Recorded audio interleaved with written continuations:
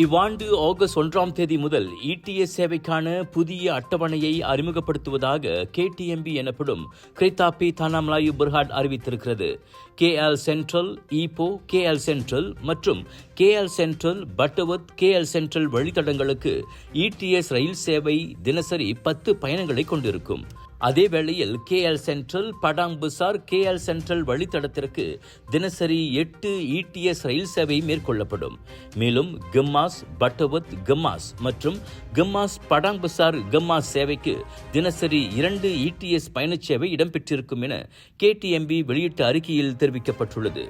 Rawang KL central பிரிவில் Klang பள்ளத்தாக்கு இரட்டை தண்டவாள டபுள் டிராக் திட்டத்திற்கான முதலாவது திட்டம் நிறைவடைந்ததும் இந்த மறுசீரமைப்பு கவனத்தில் எடுத்துக் கொள்ளப்பட்டுள்ளது.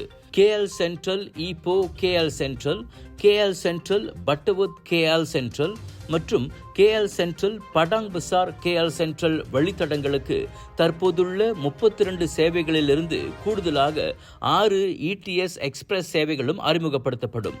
ரயில் அடிப்படையிலான பொது போக்குவரத்தை வசதியாகவும் பாதுகாப்பாகவும் பயன்படுத்த பொதுமக்களை ஊக்குவிக்கும் நோக்கத்தை இந்த கூடுதல் சேவைகள் கொண்டிருப்பதாக KTMB தெரிவித்துள்ளது.